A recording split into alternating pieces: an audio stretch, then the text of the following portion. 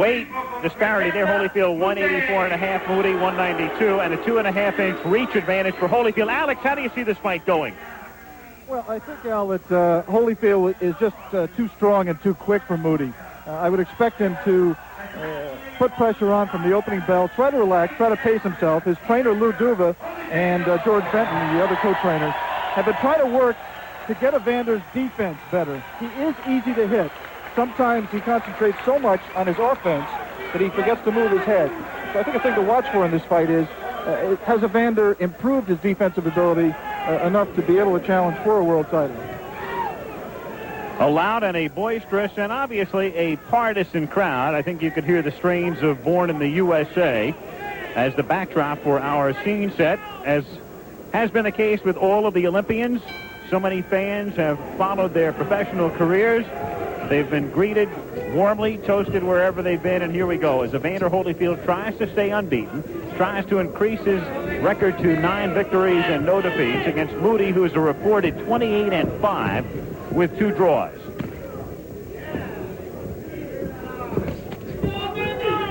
Holyfield has shown exceptional boxing skills, good improvement, good power, stamina. He's proven he can go the distance. We saw him go 8 rounds in July against Tyrone Booz. This one is scheduled for 10. One of the problems he had coming in, Evander had coming into his professional career, Al, were some doubts about his ability to go round.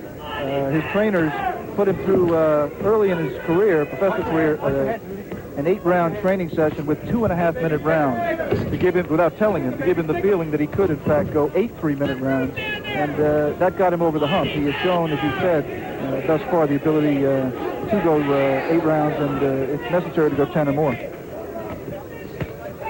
He's not starting out as quickly as he has in the past, and part of that being dictated right now by Mutti. More of a feeling out process than we have seen in the first rounds of other Holyfield fights in his brief pro career.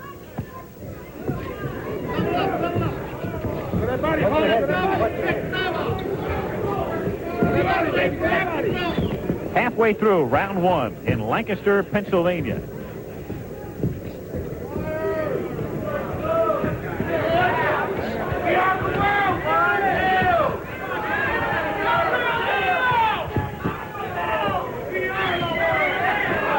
Holyfield trying to get inside with that combination, but Mutti effectively blocking most everything Holyfield has thrown to this point in round 1, but he did land that right hand.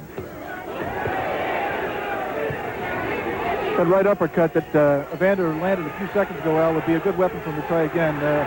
Mutti is open right up the middle. And a left followed by a right hand as he has Mutti backing up. Round 1 scheduled for 10. See Holyfield trying that jab. Duva and Benton, his trainers, want him to work behind the jab. He's gotten a little bit KO conscious, and he has forgotten the jab, which was a very powerful weapon for him as an amateur. They want him to get the range with the jab and then let his combinations go. He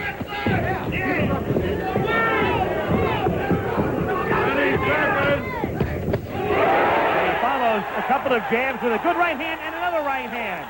Another right scoring here in the waning seconds of round 1. Under 10 seconds to go in the first of his scheduled 10-rounder. An impressive finish to round 1 for Evander Holyfield.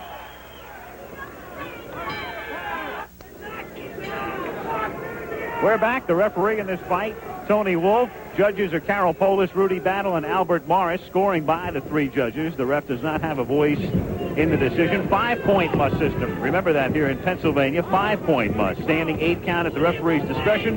Doctor can stop the fight at any time. And the 3 knockdown rule is in effect. 3 times down in the round and you're finished. Holyfield, who had a good spurt early in round 1 and finished strong in round 1. In the second round now against Chisanda Mutti, originally from Zambia, now fighting out of Dusseldorf, West Germany.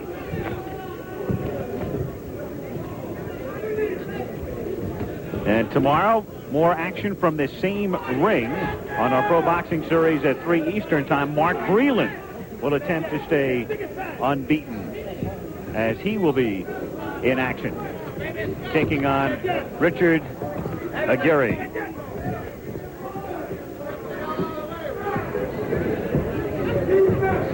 Holyfield taking his time. He's really waiting for Mutti to punch, trying to create some opportunities for himself. He might try to move side to side to create his own angles to land punches. Put the right hand into the body. Down and up, let's go.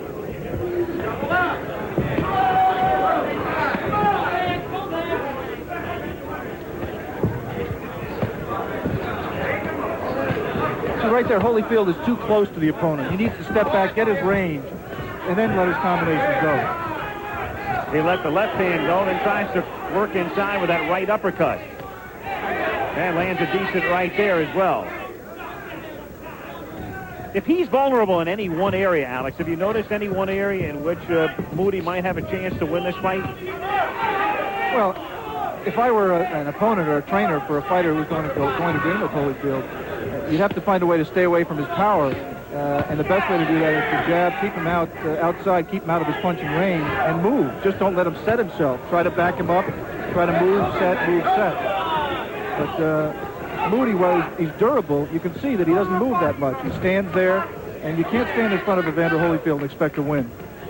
Not for very long. Second round action.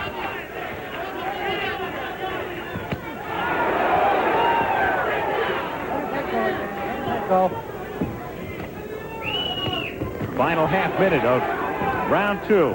Evander Holyfield 8-0 as a professional with 5 knockouts. The bronze medalist in the light heavyweight division at the 1984 Olympics under most unusual circumstances. But a man who has made solid and steady progress as a pro and hopeful of gaining a title shot. End of the second round at hand.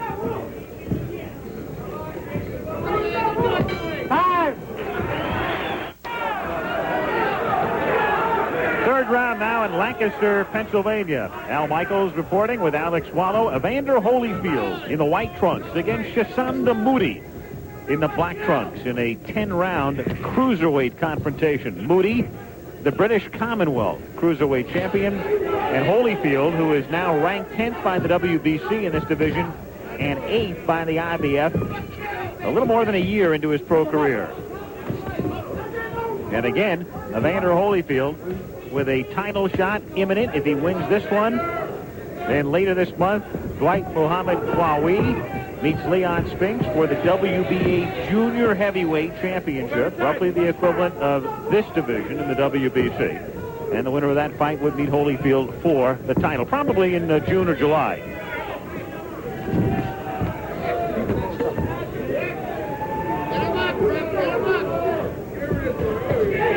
Holyfield tries to come in with a right, back of the left, and does.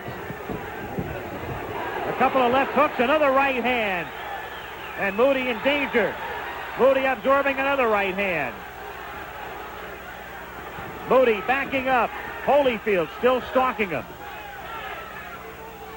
Mutti for the moment weathering that brief storm, but another good right hand got in between the leather. You see the durability here of Mutti. He's not the kind of fighter traditionally who has been able to be knocked out with one punch. You have to put punches together like Holyfield has done right there, and this fight is over. It should be. That's the knockdown here in round 3, and the referee signaling an end without even beginning the count. Tony Wolf, knowing that Mutti was in desperate trouble, he was hung up against the ropes. And that enabled Holyfield to get in a couple of extra punches, and that spelled the end for Chisanda Mutti in this scheduled 10-rounder. So Mutti comes across the ocean to Lancaster, Pennsylvania to accept this confrontation with Holyfield and winds up flat on his back as Evander takes a step toward a title shot with an impressive third-round knockout victory over Chisanda Mutti. Evander Holyfield now with a mark of 9-0, 6 knockouts. We want to alert our local stations. We will be taking a station break for you momentarily. Mutti has gotten up. They have put him on the stool. And we'll take a look at the replay of the knockout. Third round. An accumulation of punches, really. The right hand there was the one that did the final damage that put Mutti over the ropes. Referee moves in there, maybe a punch late, takes Holyfield away, and as you said, Al, doesn't even bother to count. Fight's over. So Holyfield is the winner, and we'll be back with more of ABC's Wide World of Sports right after this word from your local station.